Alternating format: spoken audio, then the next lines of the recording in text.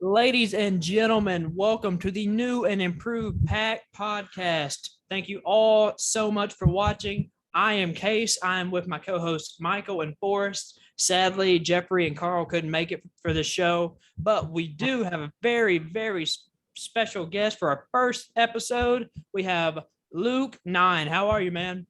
I'm doing great, man. How are y'all? Doing good, doing good. So we just kind of want to start off the show with how we tend to. So what got you into professional wrestling? um, so I started watching wrestling late 96.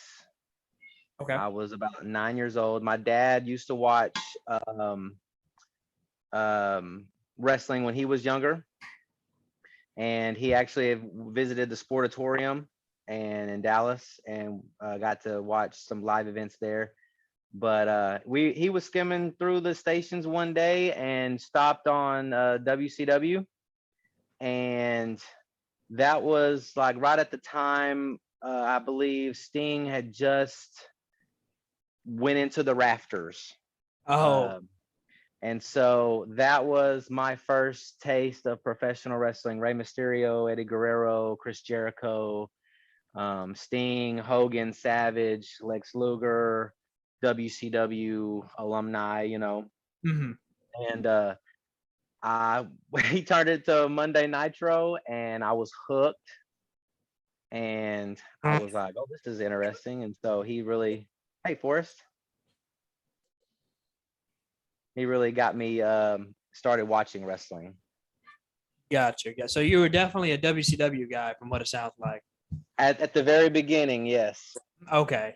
Was there ever a time where you were like, I guess would it be like 2000 era? It was kind of getting shaky. So I was probably watching WCW for like a year, and then I accidentally skipped over to and found WWF. Okay. It was very edgy, very attitude era at that time, and my parents were like, "You're not watching that," and I was like, "Okay," and then they would go to sleep early, and I would flip back and forth between the two, and Oh, yep, and so that's when I got a taste of Triple H, Rock, Austin, Mankind, and so I had two wrestling companies, and I was just mhm. hooked, two Man, different companies. that kind of like the current day landscape with WWE and AEW. It's just professional wrestling is always at its best when you have options. And I just think it's an amazing time, especially now WWE lately. It can be your cup of tea, it could not, but that's the way we had found independent wrestling. Is we most of the guys in our little friend group had just kind of strayed away from the mainstream and found independent wrestling and like, man, this is pretty cool. Yep. And lo and behold, we go to Dog Pound Championship Wrestling, the very first show, and we're hooked. We're here. Yeah. That show was so good on so many different levels. It's really hard to explain to like a casual fan of why it was so great. Um, Not just watching the show, but backstage and everything that's involved. It was just everything went so smooth. Everything was just almost. I don't believe in everything. Like I don't believe in perfection, but like literally, it was near perfection. I mean, it was such a good show. That's fantastic. Michael, what you thinking, man? Luke, I want to thank you for coming on to the Pack Podcast, the newly rebranded Pack Podcast, who all of us together are going to provide hard-hitting content for Dog Pound Championship Wrestling. So I'm very excited for the future of the podcast. So I want to pick up where Case left off. So you talked about watching WCW younger. Was it around that time that you decided that you wanted to enter the professional wrestling world? Did that happen in grade school? When did that become reality? So I always wanted to pursue music. So when I got older, I've always been a fan of wrestling, but I really was wanting to pursue music. So whenever I was of age and got older, I pursued music. But oddly enough, music connected me with wrestling. So I was visiting a friend in college in Huntsville. I had a car magnet promoting my music on my side of my car. A guy from Huntsville saw it, added me on MySpace at the time. Oh, that dated.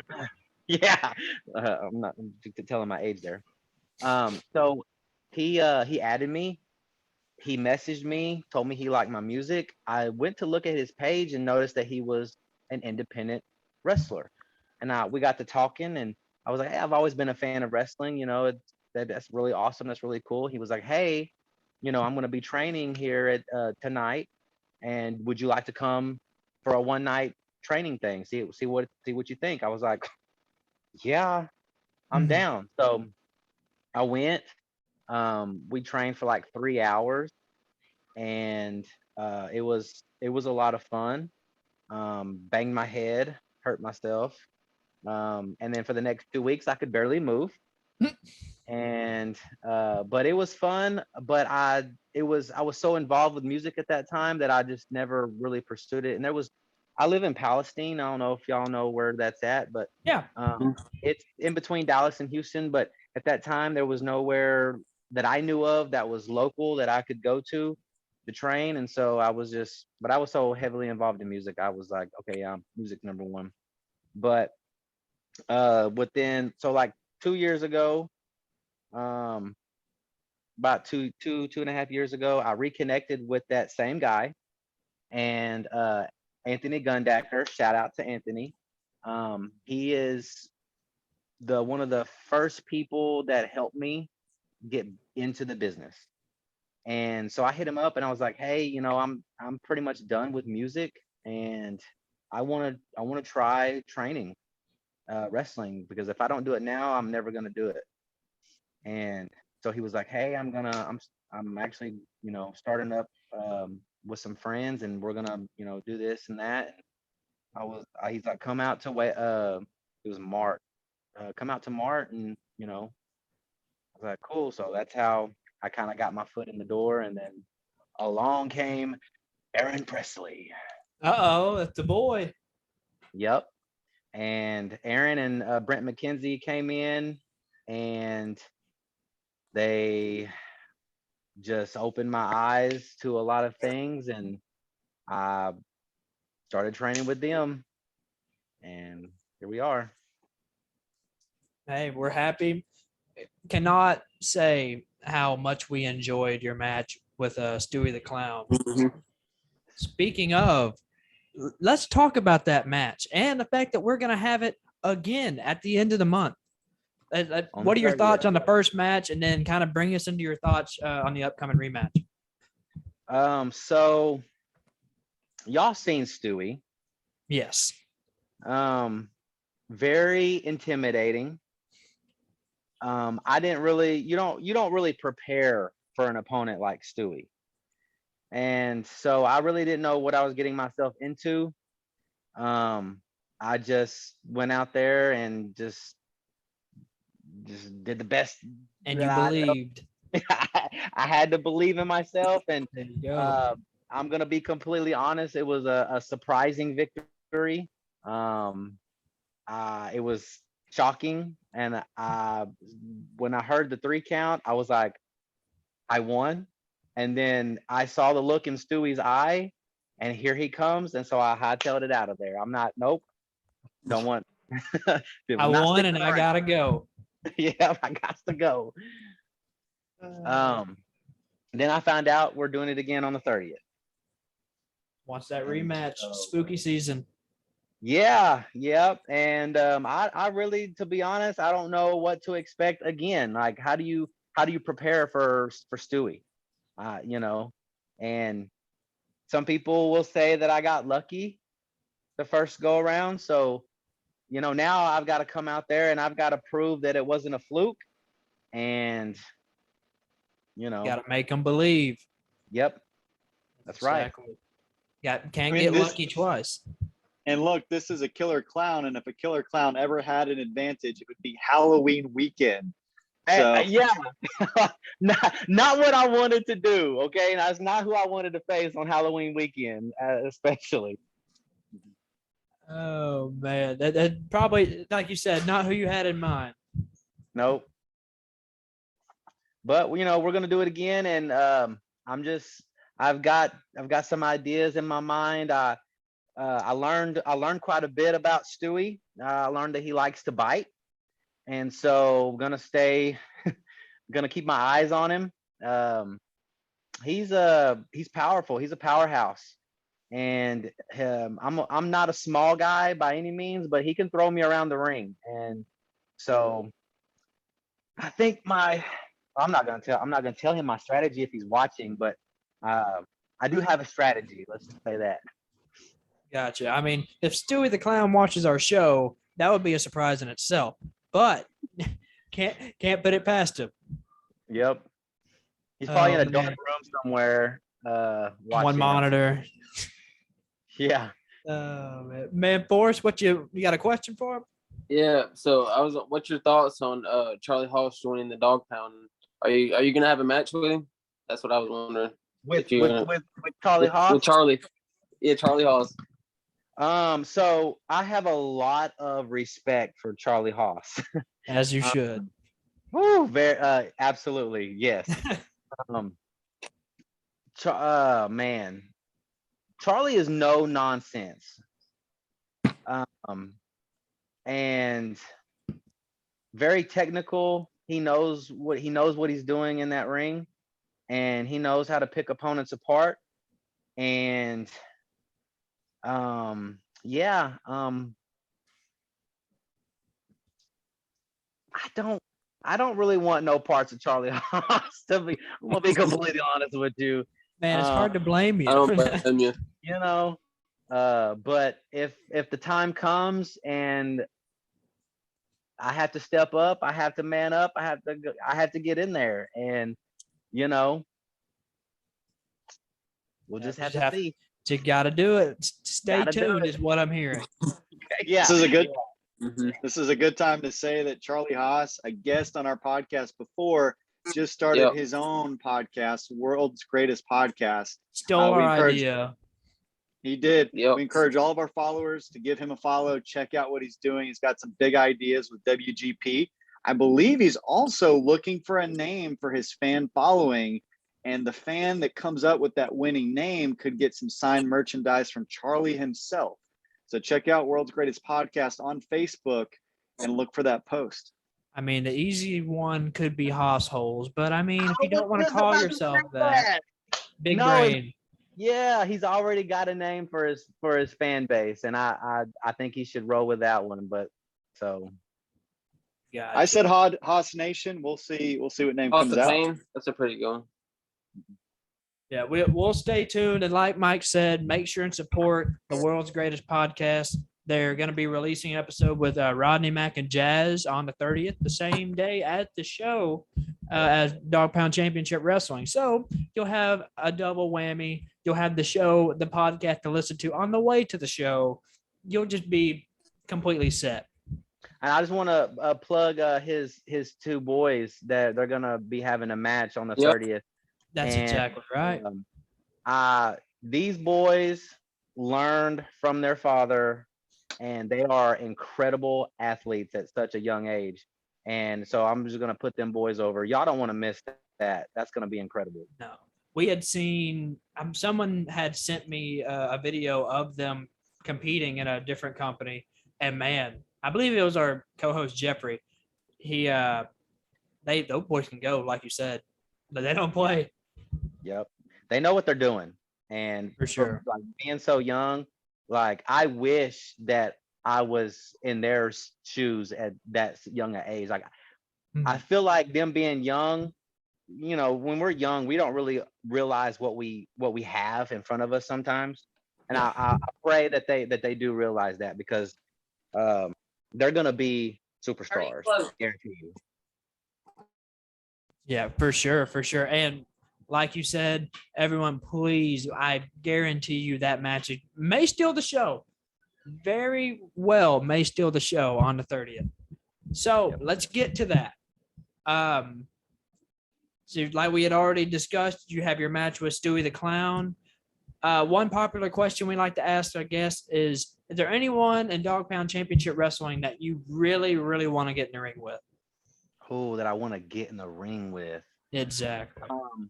To be honest, I think a little bit differently. So I think of longevity, and so I want to be on every single show. So I want to get in the ring with everybody that I possibly can. Gotcha. Everybody's so different, and they bring something different to the table, each and every single person, and different styles, different mindsets, and different move sets. And so I think it would be a disservice to myself if I didn't challenge myself to get in the ring with anybody and everybody that I could. Again, I have reservations, getting in the ring with Charlie, but It would be an experience for sure. but a great experience, and I believe that being in the ring with him, I could learn so much. Once I get over soreness and stuff like that. Gotcha. So, kind of to go along with that question, with the young crop of students, that fantastic, by the way, Rodney Mack really did outdid himself with his crop of students. Are there any of the younger guys you're kind of looking forward to getting in the ring with, kind of showing them like, hey, I got a little something to me. Need to believe. Yeah. I'm a I want to get I want to get there's several that I want to get in the ring with, but Hey, man, we have time. Nasty Nate is somebody that Friend of the show. that I've been keeping my eye on, and Gotti.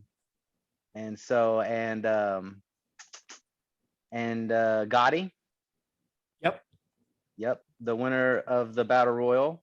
Open He contract battle royal guaranteed. obviously got a target on his back now. He stepped up, proved himself, and so I definitely want to get in the ring with Soda. Mm-hmm. But yeah, Caleb. Caleb is. Oh, and Mr. Don't Biggs sleep on too. Caleb. Don't With sleep Mr. on Biggs Caleb. in his corner. Yes, don't sleep on Caleb. I feel like people are gonna underestimate Caleb, and I don't know why they would, but I just feel like he's gonna be a big surprise to a lot of people. Absolutely, man. Especially with Mr. Biggs in his corner, you just have to always be aware. And personally, we made our prediction for the last show. I had Caleb for the win, but Haas Holding, he got out of there with the dub, and man, broke my heart. So I know. I was. He's he's an athlete in his own right, but man, I wanted to win. Yep. That I think is that life experience that helped him out in that match. Yeah. Yep. Absolutely. Oh man, Mike, you got anything? Yeah, so I think one of the patterns we see in a lot of our guests is many of the students and the talent really just rave on Rodney Mack's leadership, what he brings to Dog Pound Championship Wrestling. You've trained with him, you've learned from him. Take us inside the ring. What has he given to you? How has he helped your professional wrestling career grow? Man, Rodney brings a different element of learning and training inside the ring. He's got such a brilliant mind to see things that you can't see. Like, I think Nate, he talked about it on the last episode, and he really explained it very well. Like, you could be doing something. He said, well, why'd you do that? You could have just done this to get to there. You could take all this out and just, go straight into it. And so it's just taking yourself out of that tunnel vision and seeing the whole picture. And it's just like, I guess he just walk into a room and turn the light switch on. And it's like, oh, I didn't see that before, you know. Mm. And chaining, um, going. So the whole point of having a match is to win, and being able to learn from Rodney is there's so many different ways that you can get into a pinning combination or a pinning predicament, and not only get into it, but if you find yourself in those positions, being able to get out of it. And so he not only shows you ways how to get into those, but to get out of those as well. You know, he's got a brilliant mind. And another thing you had touched on is Nasty Nate in our last episode. He said he can also adjust to different students. It says some of them need kind of a pat on the back. Some of them kind of need a pat on the back of the head. You know, it's just different people have different ways. And some teachers just in our regular education system don't know how to adjust to that. But obviously Rodney does. And you can see that with the success of his students that he's had already. Absolutely. I have so much respect for Rodney, not just as a person, but as a coach and as a trainer. Again, like he can adapt to different situations and different students, because not every student is the same. And we all have different personalities, and we all have to be talked to differently or shown differently. And he can just adapt like on a dime. I've been on the outside of the ring, and him instructing other students. He'll talk to this one a certain way and talk to this one a different way, because that's what they need. Yeah. And I learned so much just by watching him talk to other students. And I'm like, man, this dude, like, I just can't rave on Rodney enough. Like, literally one of the best coaches aside from Aaron Presley, like, that I've ever had in my life. Like, mind blowing. Man, that's another thing I wanted to touch on. He's a fantastic trainer, and you can tell a fantastic person in general because he is already taking his dojo and turning it into a professional wrestling company now. It is a brand, and he has so many fantastic people behind that brand, like Aaron Presley. Obviously, he's all of our friend of the show. And you know, we also have a certain commentator for the show on the Pack podcast. I don't know who that could be, but you know, just He's pretty handsome, I hear. And he's going to be sitting next to this guy named Nigel Rabbit. If you've heard of him, it's going to be an electric combination, I hear. That's gonna be awesome. I'm so excited for you. I appreciate however, it. if he does bad, please let him know. We will also let him know. Yeah. Oh man, but yeah, One more thing about Rodney too is he is so patient. Like, so patient. I mean, I would have lost my cool with myself, you know, even sometimes a long time ago. But he's so just calm, cool, and collected. Like, you know, when he's training and he's new stuff. But now when he gets in the ring, it doesn't look like he's he's in too much Yeah. patience. Yeah. no, yeah, he's very intense. He knows what he's doing, and he's there to beat you down. For sure. Luke, we also have a costume contest coming up next weekend. Nightmare at the Woodlawn. Can you give us a preview? Do you have any family or friends attending? Any costumes you know they're going to pull out? I mean, I don't know. I don't know yet. We're just gonna have to wait and see. So you're not dressing up like Stewy the Clown, what I'm hearing. No. Nope. See, now that'd throw him off guard. That's all I'm saying. That would. That might be a good strategy. I might have to look into that. See, if things don't go your way, I'm gonna let you know what you should have done. Exactly, right? Oh man. But kind of to bring it back a little bit, kind of back to your inspirations in wrestling. Is there kind of exactly that question? Is there one person that inspired you, kind of like the whole Luke Nyne professional wrestler, or is it just like a combination of several different people? So when I first broke in, they tell you be yourself, but just amp it up. Turned up. Yeah. Yep. And so like the Apostle Luke 9 is just that's just who I am, like as a person, like my faith, and so I was like, well, I'm gonna be myself, and so I really feel like the Lord just gave me Luke 9 as a name, and I don't know if y'all are familiar with Luke chapter 9, but he sent out the apostles and gave them power and authority over demons and to heal sickness, and then later on in the chapter it talks about taking up your cross daily and following after Jesus. And that's just who I am as a person, and I want to bring that into the world of professional wrestling, just letting people know that you can be yourself and you know follow your dreams and whatever God has for you, whatever he wants you to be and whatever he wants you to do in this life, you can do it. And with God all things are possible. And so that's just what I wanted to bring. I wanted to be a light, sometimes in a dark place. And I also know that not everybody is gonna be on my side. They're not gonna really appreciate that, and that's fine. That comes with the territory.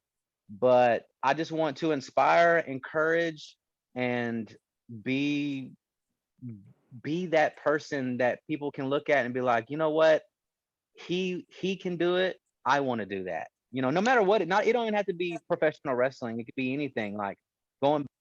If I can motivate somebody to go back to their job and be better, I want to do that. Go back to their family and be a better husband, be a better father, be a better brother, son, whatever the case may be. I want to do that.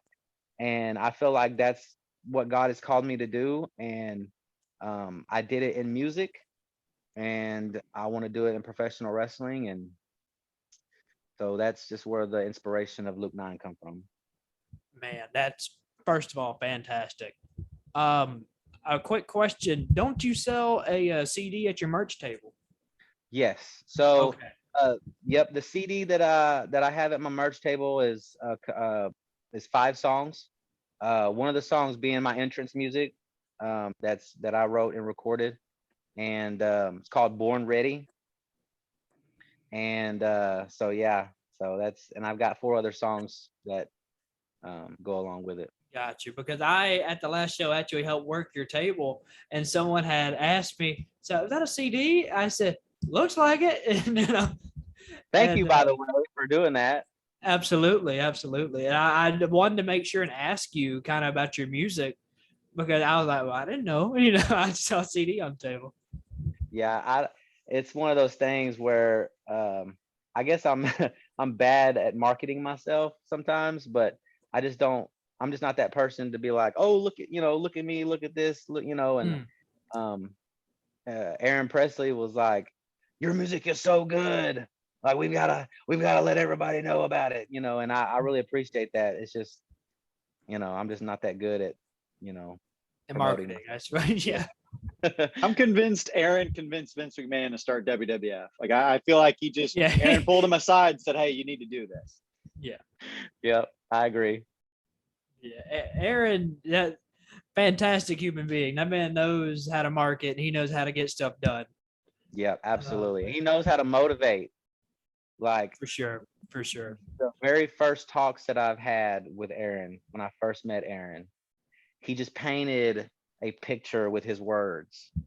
And this is what you're gonna do, and you're gonna do this, and we're gonna do. And then I'm telling you right now, every single thing that Aaron Presley has told me has either come true or will come true, or he's been at 100% right about everything. And that's something that I love about Aaron. Like whatever Aaron says, you can take to the bank. You people like that. For nowadays. sure. We hate to market something that we'll be doing at the next show, but ladies and gentlemen, for the October 30th show, we will be doing a pregame or pre-show, kind of getting fans involved within the show. I believe I'll be in the line talking to fans about your costumes, the matches coming up. So please make sure you're there early. I'll be walking around. I'll find fans and we'll talk about it. We'll get it recorded and we'll be on our Facebook page. So And that's an Aaron Presley special. He actually had that set up for us, That's awesome. and cannot tell him thank you enough, honestly. And that, just like you said, came true. If you see us, say hello. If you're a fan and you see any of us, let us know. Follow Pack Podcast on social media. Forrest, do you have another question? Yeah, Luke, what is your top 5 favorite wrestlers growing up? Oh man, y'all asked this to Every Nate. time. I'm thinking, I have been thinking about this question ever since y'all have asked him that, and I have. Hang on, let me reposition myself real quick. Gotta get the angles. Yeah. I do have probably a top 5. We Oh, can make man. it worse on you. We can do Mount Rushmore. We can do 4. Okay, so no, I mean AJ Styles. Yes. These are not in order, by the way. Okay. I kind of want to explain why for each one of them too. So AJ, just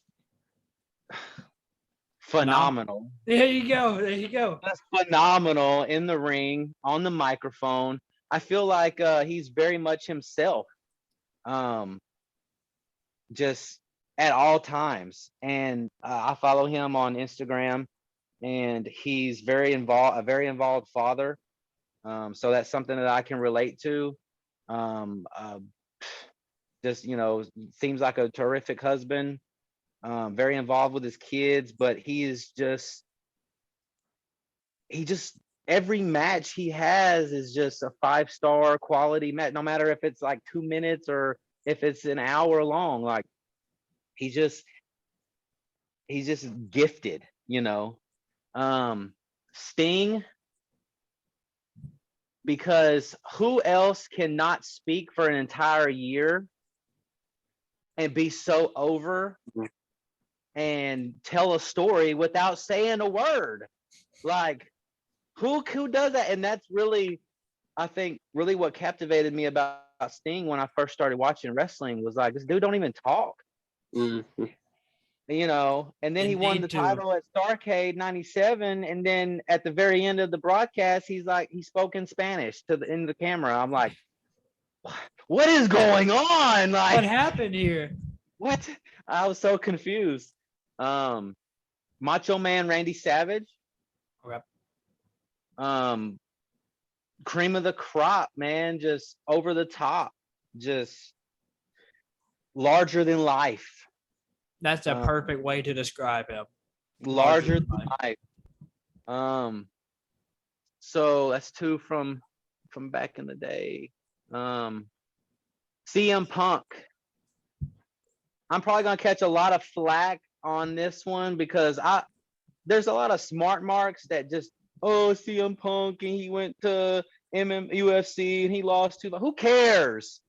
Who cares what he did in UFC? So I bought the DVD, and knowing this about CM Punk, he wanted to know every single thing.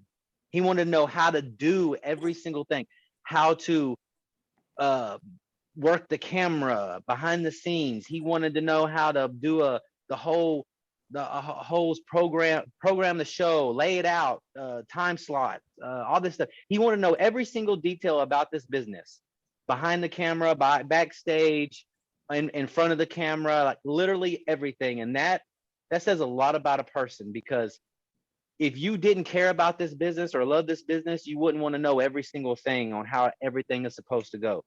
No. So, but it also helps you appreciate those that are doing those jobs.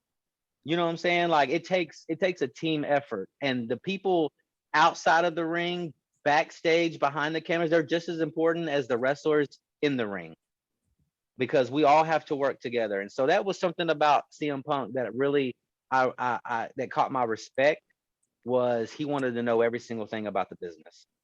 One more. But he's great on the mic. I guess I live vicariously through CM Punk because I'm pretty reserved. I don't really speak my mind a whole lot, and so he can go out there and express his feelings and get his point across, and I could be like, "Oh my God, I can't believe he just said that," you know. Um, He's saying what I'm thinking. That's crazy, yeah, you know. Yeah. exactly. And I appreciate those people like that because most of the time I'm just not gonna speak my mind because I don't like apologizing or regretting or eating my words or putting, you know what I'm saying? So Yeah. Yeah. so that's 4. Hmm. Man. Number 5. Let's go with hmm. Um I mean there's so many wrestlers that I like there's for so many different reasons, but I'm gonna go with you could go with Stone Cold and The Rock and Triple H for obvious reasons, but I'm gonna go with Jericho. Okay. He has done so much in the business for the business and still going, Mhm. and um I mean, what was not great to say about Jericho? I went from seeing him throw temper tantrums because he lost in WCW to being the top guy, first undisputed heavyweight champion in WWF, beating The Rock and Stone Cold in the same night. Um, so that just shows me like you can be doing one thing one night and be doing something completely different the next night. And he knows he's how many years has he been in the business I and believe still, it's 30 something. Yeah. yeah, still reinventing himself, you know. And so that goes back to that longevity. AJ's got that longevity. Jericho's got that longevity. Obviously, Punk's got that longevity. You don't understand how hard I marked out for Punk's return. Like I just thought that Oh, was you and me both. so It was a awesome. special night. I remember it vividly. It really Very special. was. We're all gonna remember that night, because he was gone for 7 years and said for 7 years, "I'm never coming back. I'm never coming Ever. back." Then you hear the static and you're like, ah. You know, um, so it was cool. But yeah, I think those are gonna be my top 5.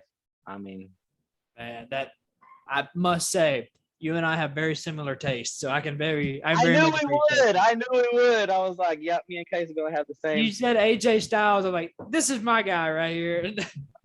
So again, with AJ though, because we have we're similar heights, similar builds. He's not the biggest guy.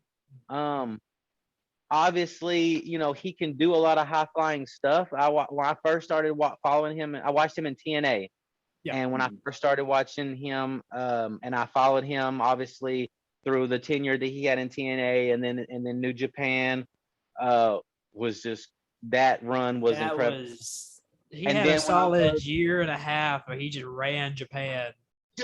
oh yeah, I was like, oh Man. my gosh, this dude is just doing it. And personal decisions that he's made in his life. Turned down a WWE developmental deal so his wife could go to college. Yep. And so things like that just made me respect him outside of the ring. Just but and he waited. He wasn't in a rush to go to WWE. No, But wait when until he went to 2016.